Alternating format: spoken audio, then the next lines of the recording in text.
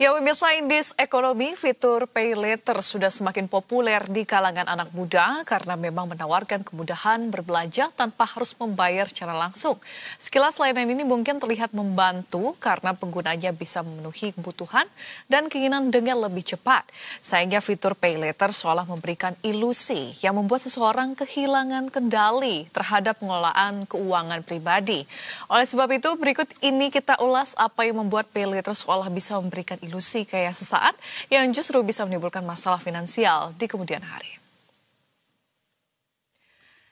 Ya pemirsa, dilansir dari IDN, pemirsa, salah satu daya tarik utama Pay Later terletak pada kemampuan menunda pembayaran hingga bulan berikutnya, sehingga penggunanya merasa memiliki uang lebih banyak saat ini. Kondisi tersebut seolah menciptakan persepsi bahwa pengeluaran kecil tidak akan berdampak besar terhadap keuangan pribadimu.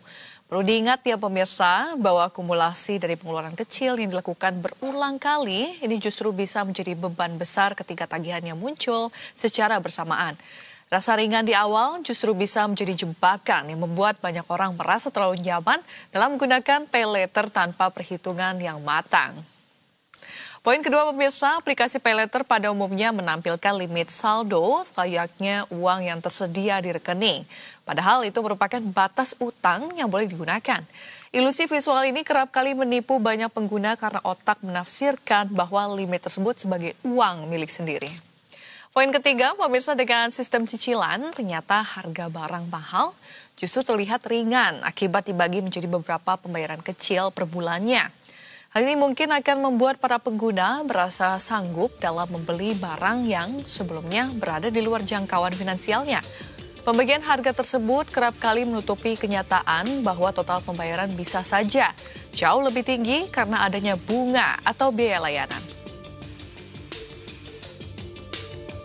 Poin keempat, pemirsa, Pay Later dapat memberikan kepuasan instan karena para pengguna bisa langsung memiliki barang tanpa harus menunggu menabung terlebih dahulu.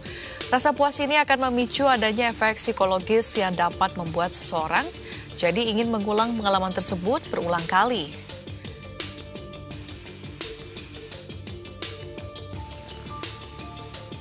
Ya pemirsa, dari sebuah ilusi akhirnya menjadi bencana. Kalau kita lihat dari grafis di belakang saya, ini Otoritas Jasa Keuangan atau OJK mencatat outstanding pembiayaan peer-to-peer atau P2P lending alias utang pinjaman online yang belum dibayarkan sudah tembus 90,99 triliun rupiah pada September 2025.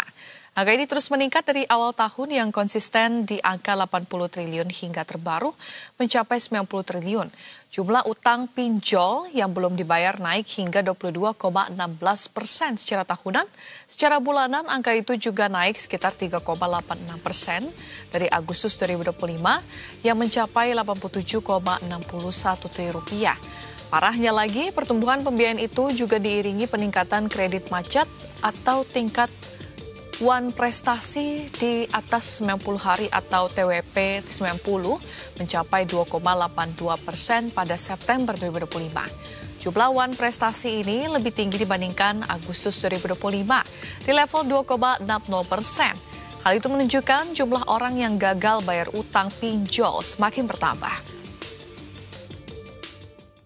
OJK menyampaikan bahwa peningkatan kredit macet pada kelompok usia sangat muda berkaitan dengan rendahnya literasi dan kesadaran pengelolaan keuangan.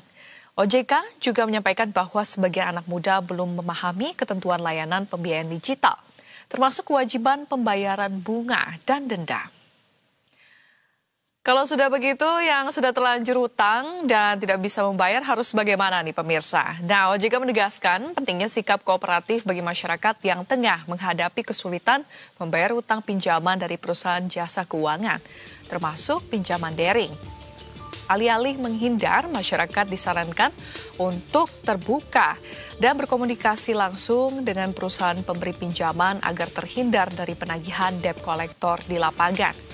Kepala Eksekutif Pengawas Perilaku Usaha Jasa Keuangan Edukasi dan Perlindungan Konsumen OJK, Ibu Frederika Widyasari Dewi, mengatakan perilaku kabur atau menghindar justru dapat dikategorikan sebagai debitur yang tidak beritikat baik. Jika seseorang menghadapi kesulitan keuangan akibat kehilangan pekerjaan atau alasan lain, langkah terbaik adalah datang langsung ke perusahaan dan meminta restrukturisasi utang. OJK juga menyatakan bahwa pihaknya siap memfasilitasi pertemuan antara debitur dan perusahaan jasa keuangan bila terjadi kendala komunikasi. Jadi sebelum didatangi debt collector, pemirsa bisa melakukan cara ini ya. Tapi alangkah baiknya kalau memang tidak urgent, amannya tidak usah berhutang sama sekali.